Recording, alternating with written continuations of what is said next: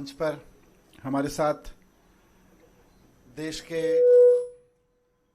करोड़ों युवाओं के प्रेरणा स्रोत और शिक्षक अवध ओझा जी साथ में बैठे हैं। बहुत खुशी की बात यह है कि आज से अवध ओझा जी आम आदमी पार्टी ज्वाइन कर रहे हैं। वैसे तो इस तरह की प्रेस कॉन्फ्रेंस में और भी बहुत सारे अवसर पर बहुत सारे नेता पार्टी ज्वाइन करते हैं, बड़े बड़े नेता पार्टी ज्वाइन करते हैं, लेकिन आज मैं व्यक्तिगत रूप से अवध ओझा जी की ज्वाइनिंग को लेकर बहुत उत्साहित हूं। मेरे लिए व्यक्तिगत रूप से बहुत बड़ा दिन है, मैं ऐसा समझता हूं, क्योंकि मैंने खुद अपना जीवन शिक्षा को समर्पित कर रखा है। अगर मेरे सामने कोई ऑप्शन हो कि राजनीति को चुनना है या शिक्षा को चुनना है, तो शायद मैं शिक्षा पर काम करते हुए आगे निकल जाऊंगा राजनीति की जगह। वही जज्बा, वही समर्पण शिक्षा को लेके और अभी तक की पूरी जिंदगी में वही काम मैंने अवध ओझा जी का देखा है।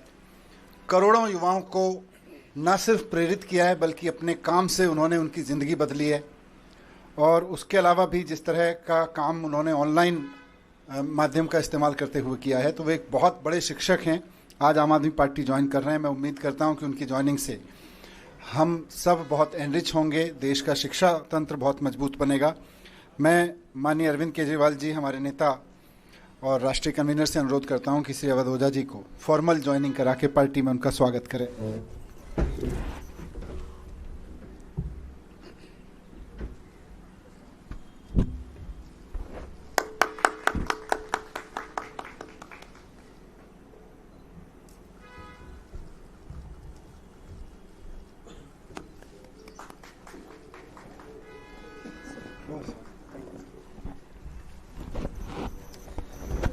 मैं अब सर से अनुरोध करूंगा कि 2 शब्द इस अवसर पर कहें। अवध ओझा जी। जय हिंद फ्रेंड्स।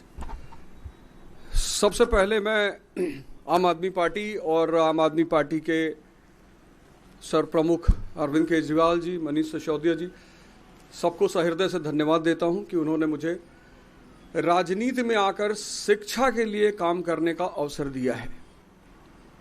शिक्षा एक ऐसा माध्यम है जो परिवार, समाज और राष्ट्र की आत्मा है। जितने भी देश दुनिया में महान हुए, उनकी पृष्ठभूमि में कहीं ना कहीं शिक्षा का योगदान रहा।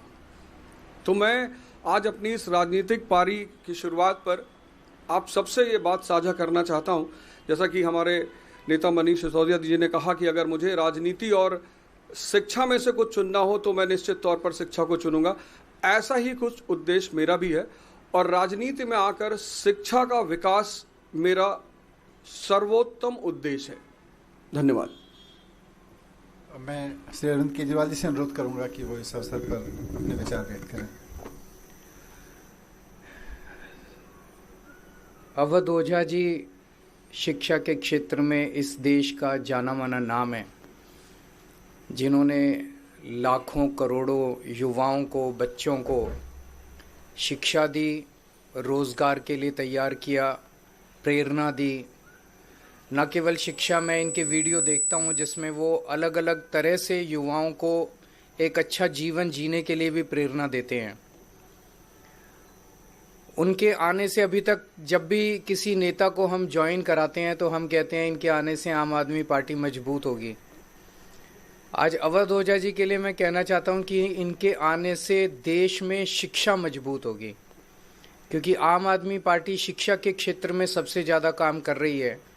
और आम आदमी पार्टी के ज़रिए जब ये शिक्षा में काम करेंगे तो देश की शिक्षा मजबूत होगी।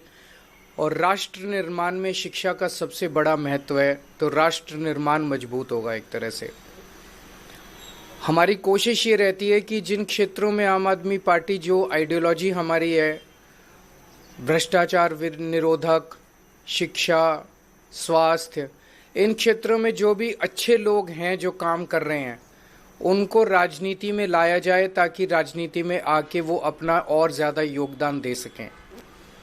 राजनीति में आने से पहले हम लोग भी एनजीओ में काम करते थे, मैं, मनीष जी, और एनजीओ में रहते रहते हमें लगने लगा कि एनजीओ के ज़रिए राजनीति के बाहर एक लिमिटेड तरीके से काम कर सकते हैं, इतना ही काम कर सकते हैं।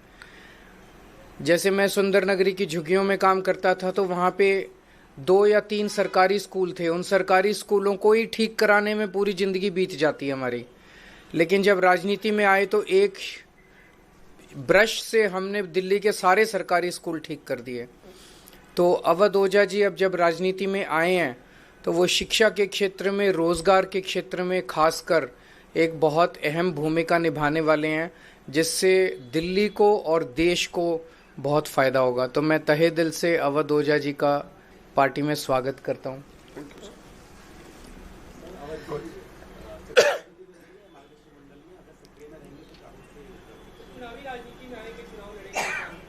अब तो मैं पार्टी का हिस्सा हूं, तो पार्टी जो भी आदेश करेगी मैं वही करूंगा।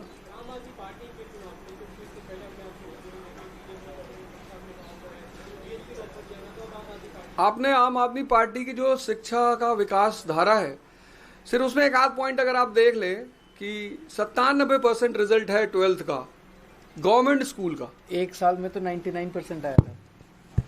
एक साल में 99%। 2015 में सिर्फ 15 लड़कों ने, गवर्नमेंट स्कूल के लड़कों ने IIT मेंस क्वालिफाई किया था। इस बार 783। और मेरा यही कहना है, मैं तो हमेशा ये नारा देता हूं कि शिक्षा शेरनी का दूध है, जो पिएगा वो दहाड़ेगा। और डॉक्टर सर्वपल्ली राधाकृष्णन जी कहते थे कि 2 क्षेत्रों में देश के अच्छे दिमागों को आगे बढ़ना चाहिए, एक शिक्षा और एक राजनीति।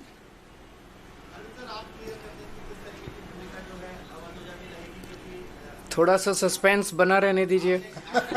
आने वाले दिनों में रोल आउट करेंगे, आपको बता देंगे, सबसे पहले आप ही को बताएंगे। Thank you. Thank you.